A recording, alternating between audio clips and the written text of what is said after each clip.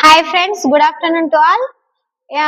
ఇప్పటి వరకు మా ఛానల్ ని సబ్స్క్రైబ్ చేసుకుని వాళ్ళు సబ్స్క్రైబ్ చేయండి, షేర్ చేయండి, లైక్ చేయండి అండ్ గంట కొట్టడం మాత్రం మర్చిపోకండి ఫ్రెండ్స్. ఇంకా మరిన్ని వీడియోస్ కోసం మమ్మల్ని ఎంకరేజ్ చేయండి.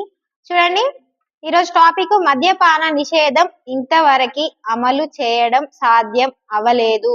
ఎందుకంటే దాని గల కారణాలు చూడండి.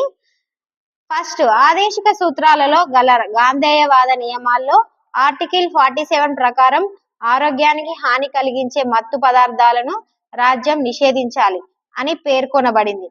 ఈ అంశం ఆదేశిక సూత్రాలలో అంతర్భాగంగా ఉండడం వల్ల దీన్ని అమలు చేయడం తప్పనిసరి కాదు.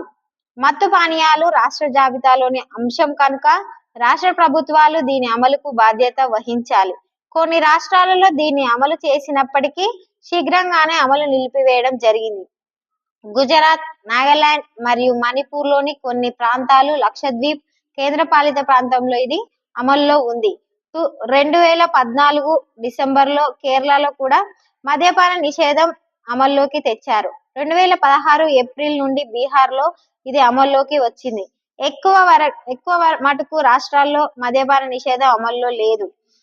మద్యపాన నిషేధం వల్ల ఈ క్రింది ప్రయోజనాలు ఉన్నాయి చూడండి ఫ్రెండ్స్. ఫస్ట్, నెంబర్ 1, బాల బాలికలకు యువతను మత్తు పానీయాలకు బానిసలు కాకుండా కాపాడవచ్చు. నెక్స్ట్, ప్రజారోగ్యానికి రక్షణ ఉంటుంది. నెక్స్ట్, దొంగసారా, కాపుదల వంటి నేరాలు నివారించబడతాయి కనుక సామూహిక మరణాలు అరికట్టబడును. నెక్స్ట్, స్వాతంత్ర పోరాట సమరంలో కూడా దీన్ని గాంధేయవాదులు సమర్థించారు. అనగా మద్యపాన నిషేధం వల్ల స్వాతంత్ర పోరాట ఆదర్శాలను గౌరవించినట్లు అవుతుంది, అలాగా పాశ్చాత్య ధోరణులను వ్యతిరేకించినట్లు అవుతుంది. నెక్స్ట్ పాయింట్ చూడండి, ప్రజల్లో నైతిక విలువలు మెరుగుపడతాయి. నెక్స్ట్ పాయింట్, మద్యం మత్తులో వాహనాలు నడిపి ప్రమాదాలకు గురి కావడం అనే పరిస్థితి తప్పుతుంది. నెక్స్ట్, మహిళల హక్కులు పరిరక్షించబడును. మహిళలపై గృహహింస తగ్గుతుంది మరియు కుటుంబాలు విచ్ఛిన్నం కావడం తగ్గుతుంది. నెక్స్ట్ చూడండి ఫ్రెండ్స్, మద్యపాన నిషేధం వల్ల ఇటువంటి ప్రయోజనాలు ఉన్నప్పటికీ ఆచరణలో ఇది సాధ్యం కాకపోవచ్చు. నిషేధించినప్పటికీ విఫలమయ్యే అవకాశాలు ఉండడానికి కారణాలు చూద్దాం.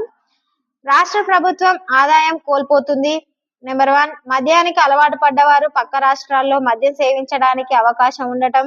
నెక్స్ట్, టూరిజం దెబ్బతినే అవకాశం ఉండటం, ప్రత్యేకించి విదేశ పర్యాటకులకు ఇది ఆమోదయోగ్యం కాకపోవడం. నెక్స్ట్, మద్యపాన సేవనాన్ని కొంతమంది సామాజిక హోదాగా పరిగణించడం. ఈ వాదనలలో అంతగా బలం లేదు, కానీ మద్యపాన అమ్మకాల్లో వచ్చే ఆదాయానికి రెట్టింపు ప్రజారోగ్యానికి ప్రభుత్వం ఖర్చు పెట్టవలసి వస్తుంది. కేవలం రాజకీయ నిబద్ధత వల్ల మద్యపాన నిషేధం అమలు జరగడం లేదు. దీనిని ఒక ఉద్యమంగా మహిళల నాయకత్వంలో చేపట్టినప్పుడు గాంధేయవాదం నిలబెట్టినవుతుంది, సర్వోదయం సాధ్యం అవుతుంది. Okay, thank you for watching my video friends.